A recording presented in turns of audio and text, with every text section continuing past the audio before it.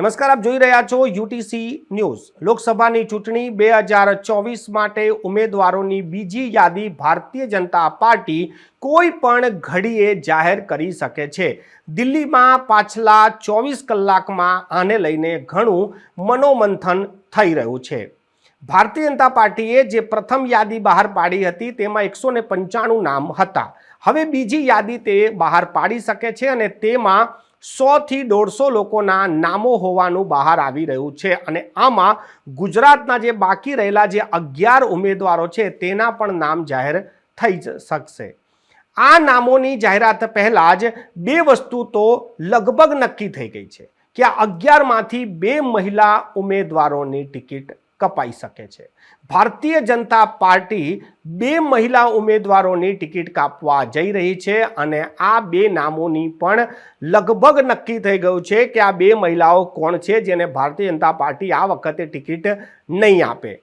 અમે તમને જણાવી દઈએ જે સૂત્રોથી મળેલી માહિતી પ્રમાણે આ જે 2 મહિલાઓ છે જેની ટિકિટ કપાવા જઈ રહી છે તો પહેલું નામ છે સુરતનું, જે હાલ રેલ રાજ્યમંત્રી પણ છે। બીજા મહેસાણાના સાંસદ છે, એ પણ મહિલા છે અને આ વખતે ભારતીય જનતા પાર્ટી સુરતથી મહિલા ઉમેદવારને નહીં ઉતારે, મહેસાણાથી પણ મહિલા ઉમેદવારને નહીં ઉતારે। એટલે મહેસાણા અને સુરતની જે 2 મહિલાઓ છે તેમની ટિકિટ કપાવા જઈ રહી છે આ 11 નામોમાંથી। હાલ આ જે માહિતી છે તે સૂત્રોથી મળી રહી છે।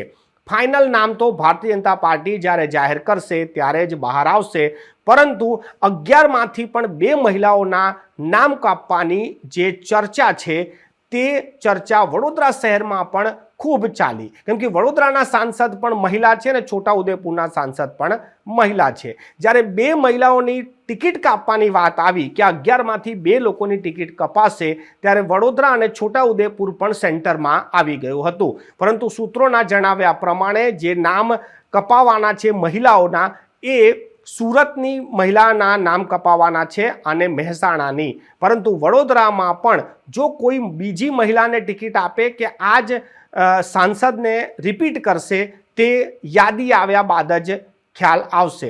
પરંતુ હાલ જ્યાં સુધી ભારતીય જનતા પાર્ટીની યાદી બહાર નહીં પડે ત્યાં સુધી તમામ ઉમેદવારોના જીવ અદ્ધર જ રહેશે।